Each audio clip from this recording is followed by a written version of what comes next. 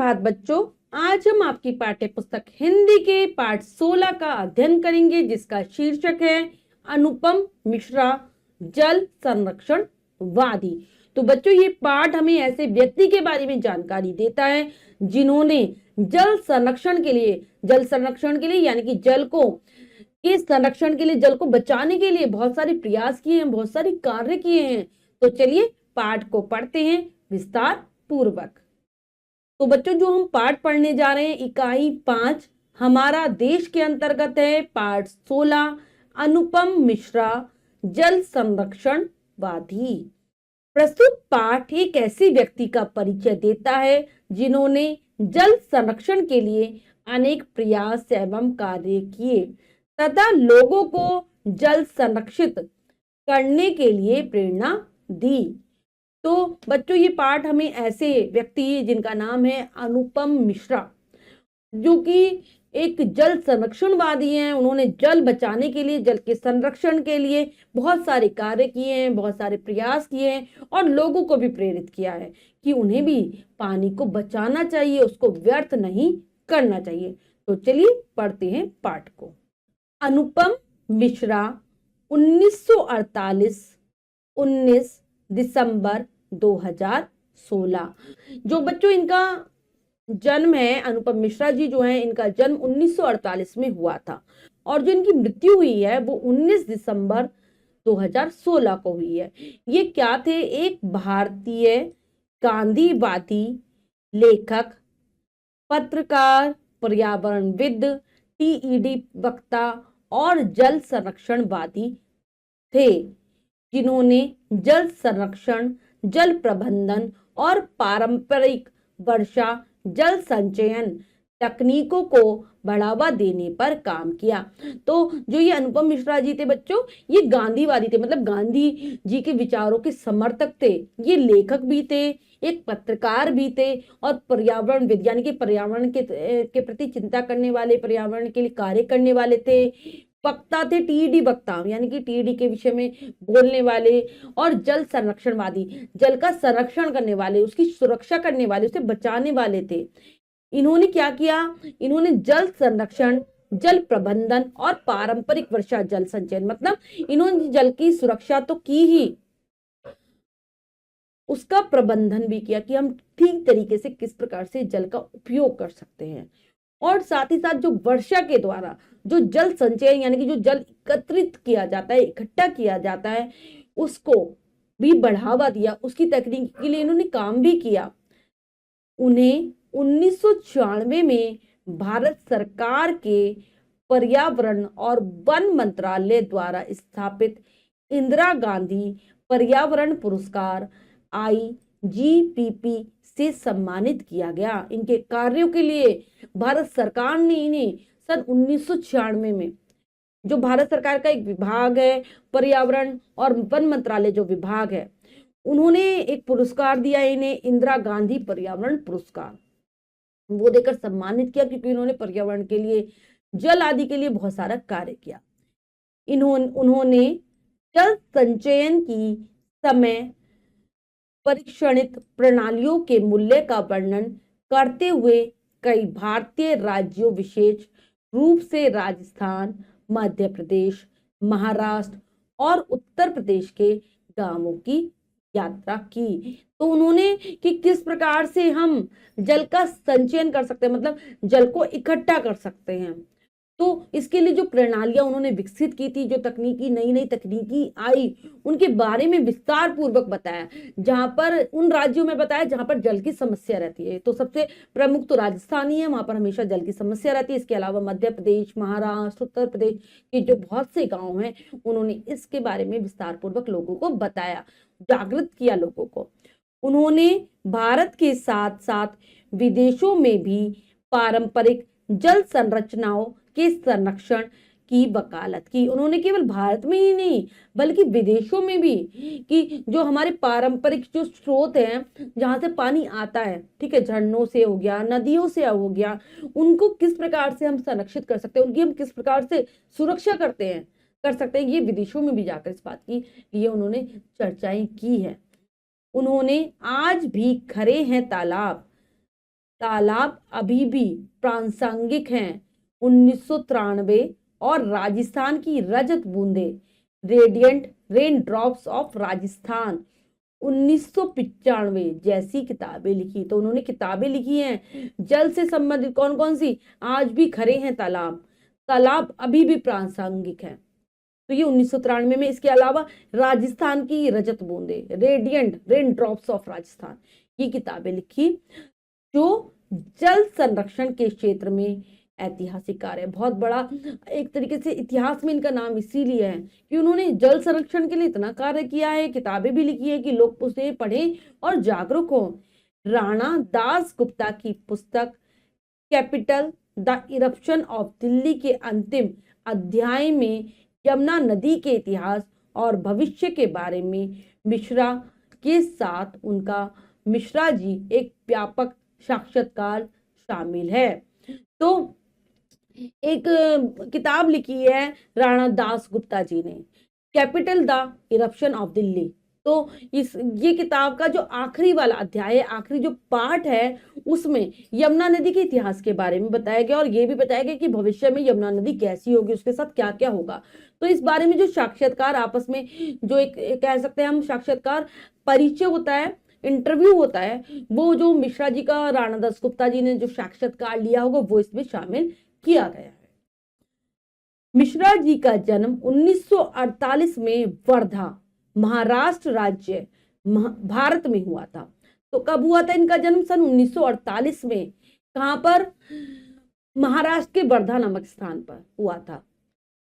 उन्होंने 1969 में अपनी कॉलेज की शिक्षा पूरी करने के बाद से दिल्ली में गांधी शांति फाउंडेशन में विभिन्न क्षमताओं में काम किया। तो 1969 में जब इनकी कॉलेज की पढ़ाई पूरी हो गई तो नई दिल्ली में जो गांधी शांति फाउंडेशन है, ठीक है, जो सहायता के लिए चलाया जाता है लोगों के, तो वहां पर इन्होंने काम किया अपनी क्षमता के अनुसार, यानी कि जो जो कार्य इनको आते थे वो सभी इन्होंने किए उस फाउंडेशन में। उन्होंने संरक्षण के माध्यम से पानी की समस्याओं को हल करने के लिए स्वदेशी या पारंपरिक ज्ञान के उपयोग को बढ़ावा दिया और तालाबों का रखरखाव और पुनर्जीवन, जल प्रबंधन और वर्षा जल संचयन के उपाय सुझाए। तो इन्होंने क्या करा कि किस प्रकार से हम जल को सुरक्षित रख सकते हैं और पानी की समस्याओं को दूर कर सकते हैं। तो इन्होंने जो हमारा देश का जो हमारा ज्ञान है, हमारे देश का जो ज्ञान है, पारंपरिक ज्ञान, यानी कि जो पुराने समय से चला आ रहा है, परंपरा से चला आ रहा है, उसको बढ़ावा दिया कि अगर हम इसका प्रयोग करेंगे तो हम जल को सुरक्षित रख सकते हैं। इन्होंने तालाबों के रखरखाव के लिए भी और उनको पुनर्जीवित, मतलब जो तालाब सूख चुके थे उनमें वापस से पानी को किस प्रकार से संरक्षित किया जाए, साथ ही साथ जो कि हम जल का प्रबंध किस प्रकार से करें कि हमारे जल का ज्यादा खर्च ना हो, हम उसको बचा सके, और साथ ही साथ जल को, जो वर्षा का जल होता है, उसको हम किस प्रकार से इकट्ठा कर सकते हैं। सबके लिए उपाय दिए इन्होंने, सबके लिए उपाय सुझाए, मतलब सबके लिए उपाय दिए। चंडी प्रसाद भट्ट के साथ काम करते हुए वह 1970 के दशक में उत्तराखंड में पनपे चिपको आंदोलन के शुरुआती लेखकों में से एक थे और उन्होंने 1978 में चिपको आंदोलन, वन संपदा को बचाने के लिए उत्तराखंड महिलाओं की बोली प्रकाशित की। तो इन्होंने क्या किया, 1970 में जो एक चंडी प्रसाद भट्ट जी थे उनके साथ इन्होंने काम किया और उत्तराखंड में जो उस समय चिपको आंदोलन चल रहा था और जो उसका शुरुआती था उसके बारे में जो लेखक लिखते थे उनमें से ये एक थे। इन्होंने 1978 में जब चिपको आंदोलन, इन्होंने एक पुस्तक लिखी जिसमें वहां की महिलाओं के बारे में था, वो जो क्या कहती हैं चिपको आंदोलन के बारे में, तो उसके लिए इन्होंने वन संपदा को बचाने के लिए उत्तराखंड की महिलाओं की बोली, ये एक पुस्तक थी इनकी, वो प्रकाशित की। और 1993 में उन्होंने पारंपरिक तालाब और जल प्रबंधन पर 8 साल के क्षेत्रीय शोध के बाद लिखी आज भी खरे हैं तालाब, तालाब अभी भी प्रासंगिक हैं, प्रकाशित की। तो 1993 में जो हमारे तालाब हैं, जो कि किस प्रकार से हम उनको पारंपरिक तरीके से बचा सकते हैं, किस प्रकार से हम उनका जल प्रबंधन कर सकते हैं कि वहां पर जो जल है वो सुरक्षित रहे, तालाब खराब ना हो, मतलब सूखे ना। तो उसके लिए इन्होंने बहुत 8 साल तक लगातार शोध किया उस पर, रिसर्च की उस पर, और फिर इन्होंने एक पुस्तक लिखी, आज भी खड़े हैं तालाब। मतलब तालाब की आज भी उपयोगिता है, प्रासंगिक है, यानी कि आज भी उपयोगिता है। जल्द ही यह जल संचयन परियोजनाओं पर काम करने वाले कई गैर सरकारी संगठनों एनजीओ के लिए एक पुस्तिका बन गई। तो जैसे ही जब इन्होंने ये पुस्तक लिखी, तो जो जल को एकत्रित करने के लिए जो परियोजनाएं चलाई जा रही हैं गैर सरकारी संगठनों के द्वारा, जो एनजीओज होते हैं उनके द्वारा, उन्होंने के लिए मुख्य पुस्तिका बन गई थी, क्योंकि उसमें ऐसे ऐसे सुझाव दिए गए थे कि किस प्रकार से हम तालाबों को सही से रख सकते हैं, उनमें जल अच्छे से इकट्ठा कर सकते हैं। इसके बाद इसका ब्रेल सहित 19 भाषाओं में अनुवाद किया गया और इसकी 1 लाख से अधिक प्रतियां बिकी। तो फिर ये ऐसी पुस्तिका बन गई थी कि इसको विभिन्न भाषाओं में इसका अनुवाद किया गया, बहुत प्रसिद्ध हुई इनकी पुस्तक, यानी कि ब्रेल लिपि में भी इसका अनुवाद किया गया, जो कि अंधों के लिए होती है। और इसकी 1 लाख से ज्यादा जो इसकी प्रतियां, यानी कि जो पुस्तकें छापी गई थी वो बिकी, जिनमें से नेशनल बुक ट्रस्ट ने अंग्रेजी सहित 13 भाषाओं में प्रकाशित किया गया। जो बुक छपी थी तो नेशनल बुक ट्रस्ट के द्वारा छापी गई थी, जिसने अंग्रेजी सहित 13 भाषाओं में इस पुस्तक को प्रकाशित किया। उनकी अगली पुस्तक राजस्थान की रजत बूंदे, the radiant raindrops of Rajasthan, ने भी पश्चिमी राजस्थान में जल संचयन और जल प्रबंधन का दस्तावेजीकरण किया। उनकी सभी पुस्तकें कॉपीराइट मुक्त हैं। तो इनकी जो एक और पुस्तक छपी, राजस्थान की रजत बूंदे, the radiant raindrops of Rajasthan, ये भी बहुत प्रसिद्ध हुई पश्चिमी राजस्थान में, जिसमें जल संचयन की, पानी को किस प्रकार से इकट्ठा किया जाए, पानी की किस प्रकार से व्यवस्था की जाए, तो ये सारी बातें उसमें बताई गई थी। और जितनी भी इन्होंने बच्चों पुस्तकें लिखी हैं वो कॉपीराइट मुक्त, अर्थात उन पर कोई भी कॉपीराइट नहीं लगाया गया है। मिश्रा जी को 2007-8 के अमर शहीद चंद्रशेखर आजाद राष्ट्रीय पुरस्कार से सम्मानित किया गया। इन्हें 2007-8 में भी पुरस्कार दिया गया, अमर शहीद चंद्रशेखर आजाद राष्ट्रीय पुरस्कार भी दिया गया था, जो मध्य प्रदेश सरकार संस्कृति विभाग द्वारा स्वतंत्रता संग्राम, देशभक्ति और समाज सेवा के आदर्शों को प्रचारित करने के लिए स्थापित किया गया था। तो इसलिए दिया गया था, ये पुरस्कार उन्हें मध्य प्रदेश सरकार के द्वारा दिया गया था कि वो किस मध्य प्रदेश सरकार का जो संस्कृति विभाग है उसके द्वारा दिया गया है। क्यों दिया जाता है ये पुरस्कार? जो स्वतंत्रता संग्राम में जिन लोगों ने भाग लिया है, जो देशभक्ति के लिए कार्य करते हैं या समाज सेवा के लिए कार्य करते हैं, उसका प्रचार प्रसार करते हैं। तो ये तो कर ही रहे थे, जल संरक्षण के बारे में लोगों को बता रहे थे, संचयन के बारे में बता रहे थे, प्रबंधन के बारे में बता रहे थे, तो इनको ये पुरस्कार दिया गया। उन्होंने 2009 टीईडी सम्मेलन में जल संचयन की प्राचीन सरलता विषय पर बात की थी। इन्होंने 2009 में भी जो एक सम्मेलन हुआ, टीईडी सम्मेलन, वहां पर इन्होंने जल संचयन की प्राचीन सरलता, यानी कि जो प्राचीन काल में जो जल को इकट्ठा किया जाता था सरल विधि के द्वारा, उसके बारे में बात की थी। उन्हें वर्ष 2011 के लिए जमुना लाल बजाज पुरस्कार प्रदान किया गया। तो 2011 में भी इन्हें जमुना लाल पुरस्कार देकर सरकार ने सम्मानित किया। वह गांधी शांति प्रतिष्ठान द्वारा प्रकाशित द्विमासिक गांधी मार्ग के संपादक थे। तो गांधी शांति प्रतिष्ठान द्वारा जो द्विमासिक कोई पत्रिका निकाली जाती है, वो गांधी मार्ग नाम से, उसके भी संपादक रहे हैं। मिश्रा जी दर्शन और व्यवहार में सच्चे गांधीवादी थे। तो इनका व्यवहार बिल्कुल, जो लोगों को देखने का तरीका था, जो व्यवहार था, दर्शन मतलब लोगों को देखने का तरीका बिल्कुल गांधी जी के जैसा था। गांधीवादी थे, गांधी जी के विचारों को मानने वाले थे। अपने व्यवहार में गर्मजोशी और पूरे जीवन भर अपने सिद्धांतों को बनाए रखने के लिए पहचाने जाने वाले कई लोगों के लिए एक आदर्श थे। तो इन्होंने पूरा अपना जीवन में मतलब ये लोगों के लिए प्रेरणा बने रहे, आदर्श बने रहे, क्योंकि ये इनके व्यवहार में सबसे गर्मजोशी के साथ मिलते थे, उत्साह के साथ मिलते थे, और इन्होंने हमेशा अपने पूरे जीवन ही अपने सिद्धांतों पर चले। उसके अलावा ये कहीं पर भी मतलब अपने सिद्धांतों से विचलित नहीं हुए। जो बातें इन्होंने अपने मन में ठान ली उसी को ये करते थे। कैंसर से 10 महीने की लड़ाई के बाद 20 दिसंबर 2016 को उनकी मृत्यु हो गई।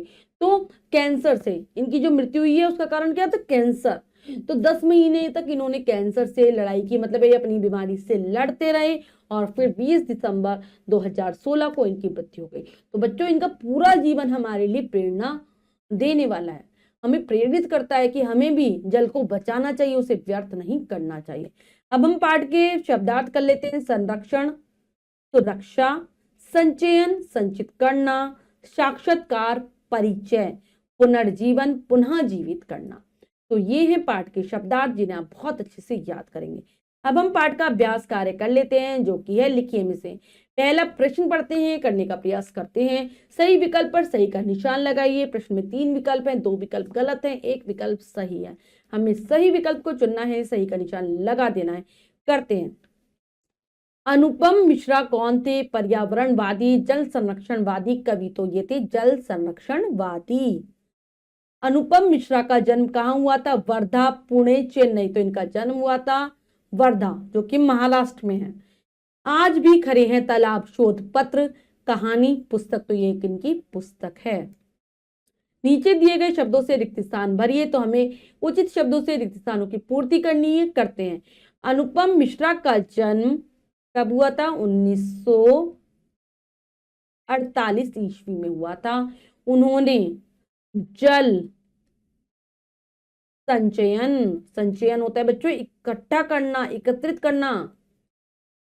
संचयन कि हम वर्षा के जल को किस प्रकार से एकत्रित कर सकते हैं, उसका महत्व बताया। उन्होंने कब करी थी अपनी शिक्षा पूरी? 1969 में अपनी कॉलेज की शिक्षा पूरी की। उनकी सभी पुस्तकें कॉपी राइट मुक्त हैं। बच्चों, कॉपीराइट ये होता है कि हम कोई पुस्तक है, हमने लिखी उसको, फिर हम उस पर कॉपीराइट लगा देते हैं, यानी कि हमारी पुस्तक में जो भी सामग्री है बिना हमारी अनुमति के कोई प्रयोग नहीं कर सकता। लेकिन उन्होंने ऐसा नहीं किया। इनकी सभी पुस्तकों में जो भी सामग्री है, जो भी इनके द्वारा लिखा गया है, उसका कोई भी उपयोग आसानी से कर सकता है। तो यही होते हैं महान लोग, जो देश का भला चाहते हैं। अब इस सत्य कथन पर सही तथा असत्य कथन पर गलत का निशान लगाइए। तो हमें सही गलत बताना है। करते हैं। अनुपम मिश्रा एक जल संरक्षणवादी थे, बिल्कुल सही। Capital the eruption of Delhi पुस्तक अनुपम मिश्रा जी ने लिखी नहीं, ये दूसरे ने लिखी थी, इनका साक्षात्कार है उसमें। आज भी खड़े हैं तालाब की 1 लाख से अधिक प्रतियां बिकी, बिल्कुल सही। 2011 के लिए उन्हें जमनालाल बजाज पुरस्कार प्रदान किया गया, बिल्कुल सही। तो बच्चों, ये कार्य हमने पूर्ण कर लिया है। इसके अलावा जो भी कार्य दिया गया है वो आपको स्वयं करना है सुंदर अक्षरों में अपनी अभ्यास पुस्तिका में। तो बच्चों, आज हमने पाठ के माध्यम से जाना हमारे देश के एक महान जल संरक्षणवादी अनुपम मिश्रा जी के बारे में। तो हम उनके जीवन से जरूर प्रेरणा ग्रहण करेंगे, हम भी पानी को बचाने का प्रयास करेंगे। तो आशा करती हूँ पाठ बहुत अच्छे से समझ आ गया होगा। फिर से जरूर पढ़ेंगे। मिलते हैं अगली कक्षा में नए पाठ के साथ। तब तक के लिए स्वस्थ रहिए, प्रसन्न रहिए। धन्यवाद।